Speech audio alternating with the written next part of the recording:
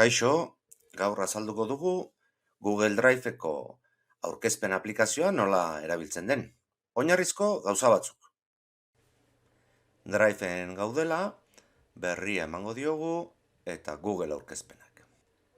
Hemen txuriz agertzen zaigu lehenengo, baina nahi badugu, hemen dauzkagun txantiloi hauetako bat aukeratu genezake. Adibidez, hau. Bueno, hasteko hau izango litzake azala, eta agertzen zaigu izenburua jartzeko testu kuadroa eta azpi izenburuarentzat. Gero, hemen diapositiba edo horri gehiago sortzeko emango diot plus honi. Eta hau ja izango lirateke hurrengo horriak. Izenburua jartzeko, testua jartzeko. Kontuan izan gauza bat.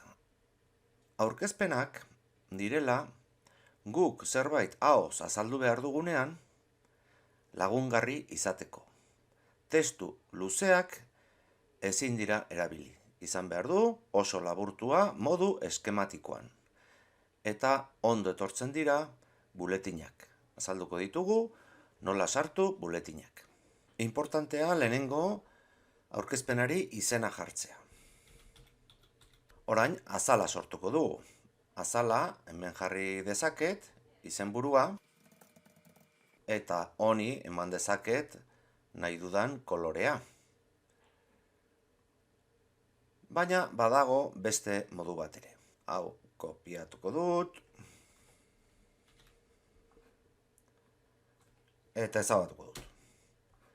Joaten ba naiz. Txertatu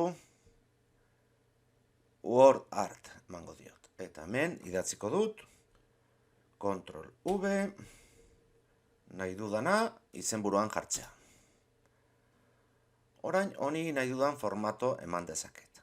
Adibidez, testu aldatuko diot eta orain egin dezaket.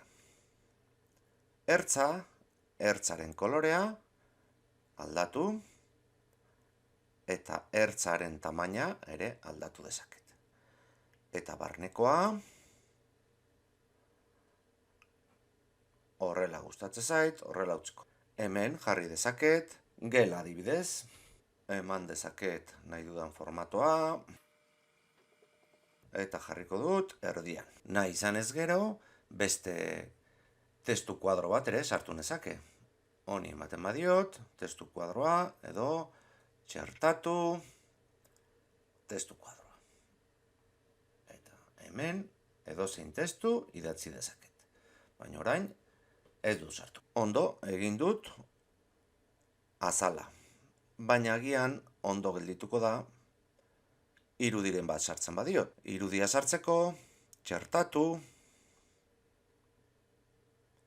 irudia egin dezaket ordenadoretik kargatu, bilatu Googleen, baina nik Driveen daukat irudi bat. Nire unitatean, nire gauzetan, hemen daukat. Bale. Horrela ondo. Orain, hemen idatzi dut, nire gauza batzuk idatzi ditut, ni naiz, izena, abizena, baina testua aldatu dezaket. Eta hemen sartu ditzaket buletinak. Buletinak edo erderaz binetak.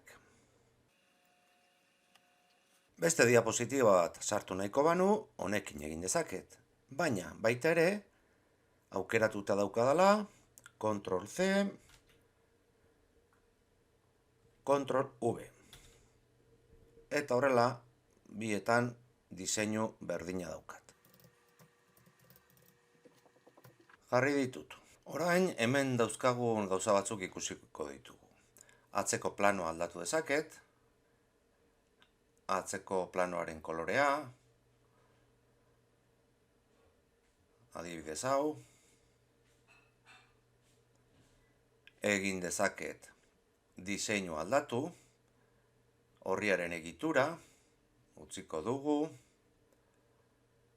gaiak dira hauek, lehen aukeratu dugu bat,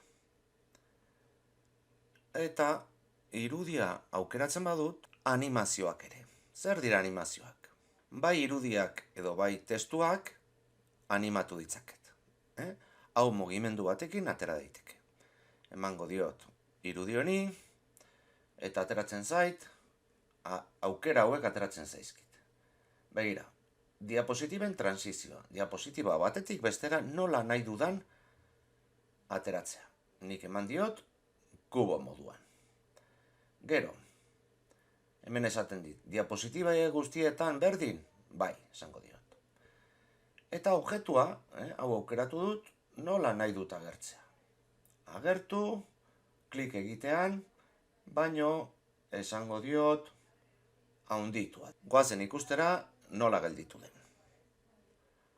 Hasierara joango naiz, ikusteko aurkezpena nola gelditzen ari den, honi ere emango diot mugimendu bat, objetua animatu, gehitu animazioa, eta esango diot sartu goiti. Orain, ikusteko nola gelditu den, diapositiben aurkezpena, ateratzen da, ikusi duzue transizioa diapositiba batetik bestera, eta hemen klik egin eta aterako zaigu, orain emango diot escape, eta listo. Esteka bat ere jarri dezaket. Adibidez, aukeratzen dut hau, eta nik nahi dut, hemen klik egiterakoan, joatea horri ontara. Sagarra zer den ikusteko. Aukeratuko dut helbidea, Ctrl C, joaten naiz hona, hemen ikurtxo hau, esteka txertatzeko, eta hemen Ctrl V. Eta listo. Ja, gelditze zait, bakarrik eramatea nik nahi dudan lekura. Nora eramango dut, nun gordetzea nahi dut. Adibidez, hementxe.